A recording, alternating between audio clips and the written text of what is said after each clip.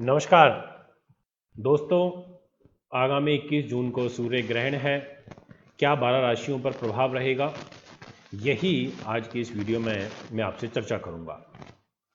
दोस्तों, ग्रहण कोई भी शुभ नहीं होता है। उसके दुष्प्रभाव कहीं ना कहीं पृथ्वी लोक के ऊपर लोक भविष्य के रूप में पड़ते हैं।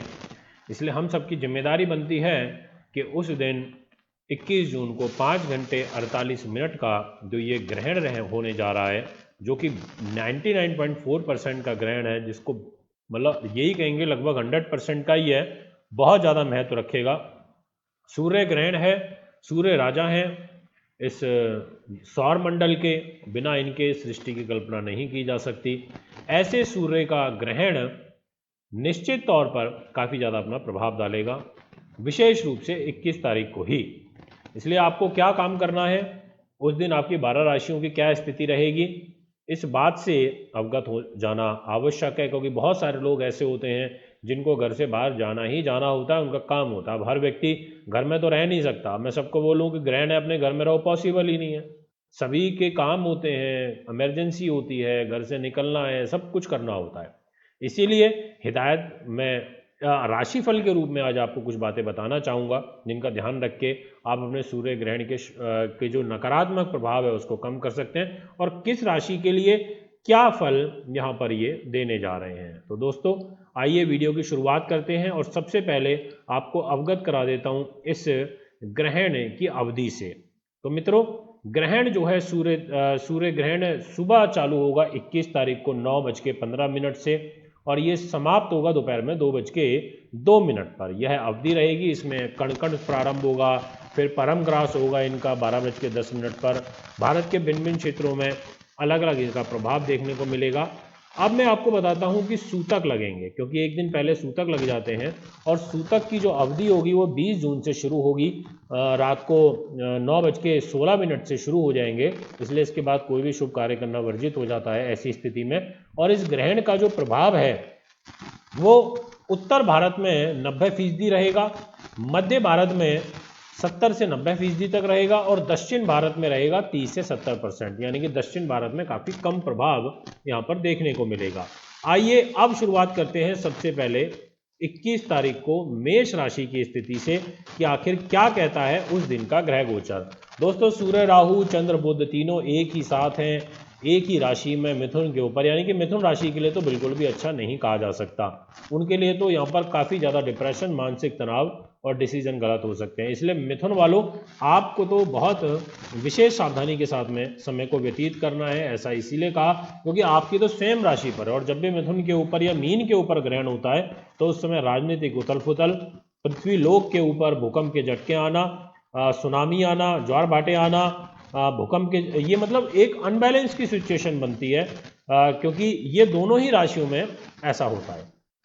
चंद्रमा राहु, इनसिक्योरिटी, मन शांत अशांत रहेगा, एक भ्रम की स्थिति बनी रहेगी, ये सब कहीं ना कहीं यहाँ पर रहेगा। इसलिए आइए मेष राशि के जातकों से सिर्फ इतना कहूँगा मैं आज अपनी इस वीडियो में, कि मित्रों, आपके लिए ये ग्रहण तीसरे भाव के ऊपर बन रहा है, आपके साहस पराक्रम के घर में बन रहा है। ये इसको बहुत डाउन कर देगा। आपको छोटे व्यवहार में मित्रों के साथ में दूरी बना करके रखनी है, ज़्यादा किसी से उलझना नहीं है। उस दिन घर में ही रहें, कोशिश करें, बाहर भी निकलें तो शांति के साथ में काम करें, मन पर संयम रखें, ओम सोम सोमाय नमः मंत्र का जाप करें, और यहाँ पर सूर्य भगवान का जाप करें। यदि कोई शारीरिक हानि है, आपको रोग यदि शरीर में बढ़ा हुआ है, तो महामृत्युंजय का जो जप होता है वो भी आप घर में बैठ करके माला जप कर सकते हैं।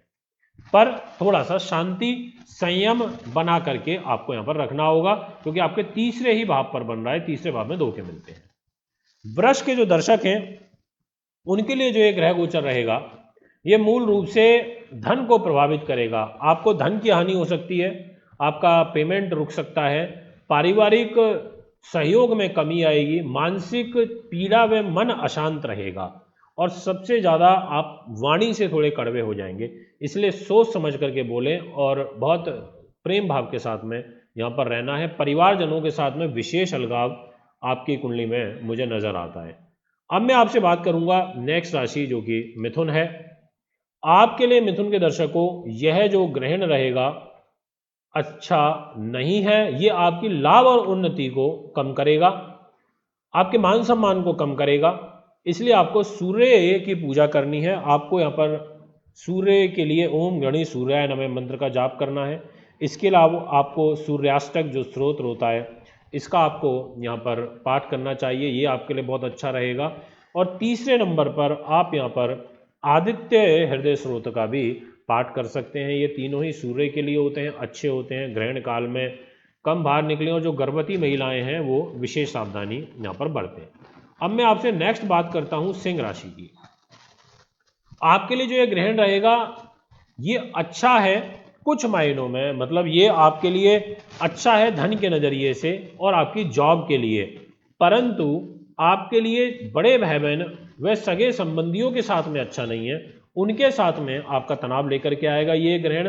और इसका सबसे बड़ा कारण सिर्फ आप स्वयं होंगे कि आप मन से पीड़ित हो जाएंगे, क्योंकि चंद्रमा भी उस दिन पीड़ित रहेगा और राहु सूर्य की युति रहेगी, बुध भी पीड़ित रहेगा, तो मन के कारक बुद्धि के कारक दोनों पीड़ित हो जाएंगे। ऐसी स्थिति में भटकाव हो जाता है बुद्धि का, मन का, यानी कि अशांति का वातावरण एक स्वयं में हम महसूस करने लगते हैं। दोस्तों अब मैं आपसे नेक्स्ट बात करता हूं कर्क राशि की। कर्क के जो दर्शक रहेंगे उनके लिए जो ये ग्रह गति रहेगी आपके अनुसार जो पोजीशन है ये 12th हाउस पर बन रही है इस ग्रहण की, और 12th हाउस किस चीज को रिप्रेजेंट करता है आप अच्छे से जानते हैं, कई बार मैं आपको वीडियोस में बता चुका हूं। ये होता है खर्च का घर। खर्च के घर में जब कोई भी ग्रह बैठता है, और यहाँ पर तो सूर्य चंद्र राहु और बुध बैठेंगे, तो ऐसी स्थिति में पैसा ज़्यादा खर्च होता है, ये एक तनाव होता है, पैसा फंस जाता है। इसलिए सुबह फर्स्ट हाफ तक विशेष रूप से 2-2:30 बजे तक तो कोई आर्थिक रूप से आपको लेन देन करना ही नहीं चाहिए। बस शांति के साथ में टाइम को बाय करना है, बस अपने काम पे भी चलेगा यदि तो चुपचाप वहां पर बैठे रहिए, ज़्यादा किसी से बोलने की, बात करने की, किसी को नज़दीक किसी के आने की, सबसे दूरी बना करके रखें, वो आपके लिए ज़्यादा अच्छा रहेगा। अब आपसे बात करते हैं कन्या की। कन्या के लिए जो ये ग्रहण है ये भाग्य के नज़रिए से तो ठीक रहेगा, इसमें कोई ज़्यादा विशेष मुझे भाग्य को लेकर हानि नहीं नज़र आ रही, परंतु ये आपकी जो सरकारी नौकरी वाले हैं उस स्थान में बन रहा है, तो उनके लिए चिंता का विषय हो सकता है। आपको आपकी जॉब में एक कहते हैं ना सर भारी हो जाना, हेडेक होना, एक जॉब को लेकर के अननेसेसरी तनाव आ जाना, क्योंकि बीमारी तो ये बढ़ी रही है और सरकारी नौकरी वालों पर इस समय काम का प्रेशर भी काफ़ी है, तो वो लोग एक चिंता के साए में अपने आप को स्वयं को महसूस करने लगेंगे।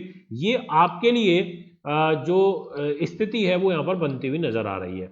अब मैं आपसे नेक्स्ट राशि की बात करता हूँ तुला की, कि आखिर तुला क्या कहती है। तो दोस्तों आपके लिए यह जो ग्रहण रहेगा 21 जून वाला, ये ज़्यादा अच्छा नहीं है। आपको विशेष रूप से हेल्थ का अपने ध्यान रखना है, और निकटतम बंधुओं की चिंता, निकट अपने आपके पारिवारिक सदस्यों की जो चिंताएं हैं वो आपको ज़्यादा होने लगेंगी, जिस वजह से आपका जो तनाव है वो यहाँ पर बढ़ सकता है। पिता का विशेष ध्यान रखें, घर के बड़े बुजुर्गों का आपको विशेष ध्यान रखना चाहिए। और सूर्य उपासना, सूर्य अष्टक, ओम गणेश सूर्याय नमः, रोग की हानि हो रही है तो मृत्युंजय का जाप, आदित्य हृदय स्रोत, ये सभी के लिए मैं कहूंगा, कोई विशेष और कुछ नहीं कहना चाहूंगा।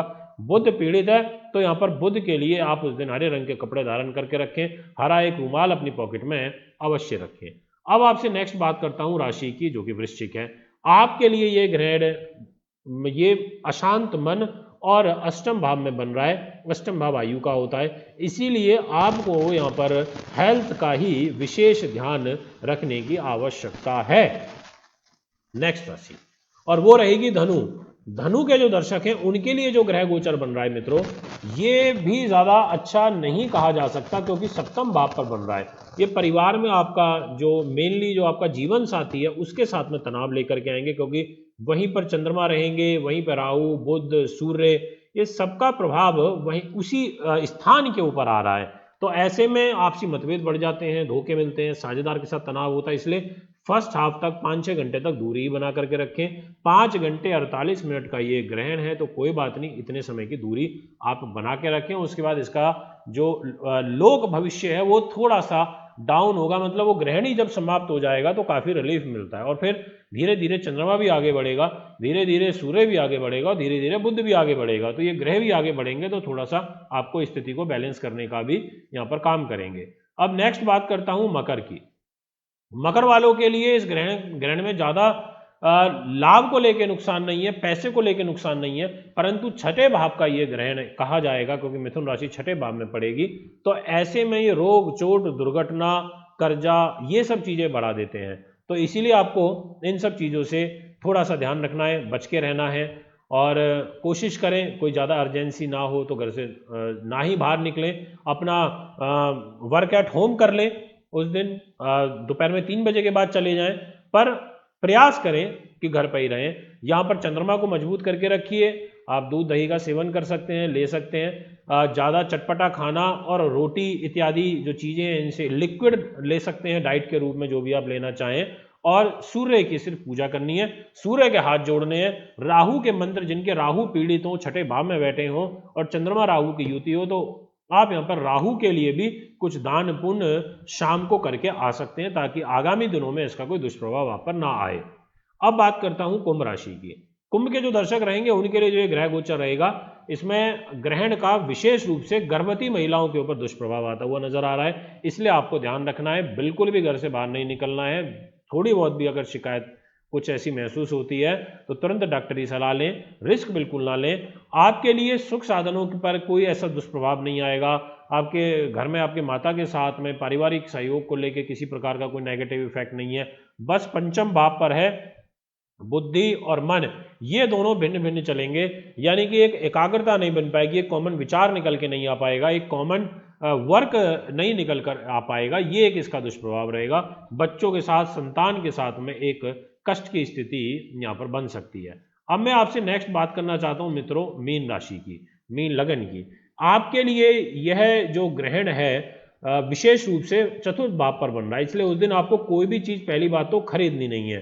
कई बार क्या होता पता होता नहीं है और लोग खरीद लेते हैं, तो आप इस चीज से बचें, नहीं तो दिक्कत हो सकती है, यही आपसे कहना चाहूंगा।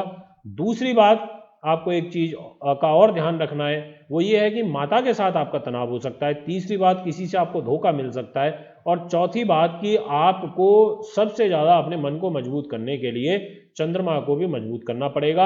आपको चंद्रमा के मंत्रों का जाप या एक व्हाइट रूमाल अपनी पॉकेट में जरूर रखें। ये दोस्तों एक 12 राशियों का फल है ग्रहण का, और मैं आपको थोड़ा सा अब एक मूल रूप से एक बता देता हूं सारी चीजें। यहां पर जिनके चंद्रमा कमजोर हो वो व्हाइट वस्त्र उस दिन पहने, व्हाइट रुमाल पॉकेट में रखें, चांदी का कढ़ा, चांदी की माला या एक मोती रत्न। जिनके चंद्रमा राहु की ऐसी कोई युति है उन लोगों को तो ये करना चाहिए। जिनके सूर्य राहु की युति है, सूर्य पीड़ित है, उन लोगों को सूर्य की उपासना तो सभी को करनी चाहिए, जो मैंने आपको उपाय बताए हैं वो सब करने चाहिए। तीसरी बात आपसे मैं यही कहूंगा, कम से कम बाहर निकलें। चौथी बात आपसे मैं ये कहना चाहूंगा कि घर के बड़े बुजुर्गों का विशेष ध्यान रखें।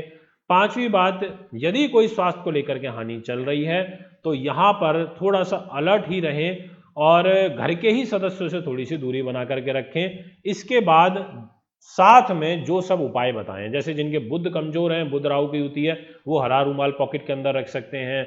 उस दिन यहाँ पर ओम बुध बुधाय नमः मंत्र का जप कर सकते हैं ताकि मिथुन राशि थोड़ी बलवान हो, तो बुद्धि की स्थिरता बने।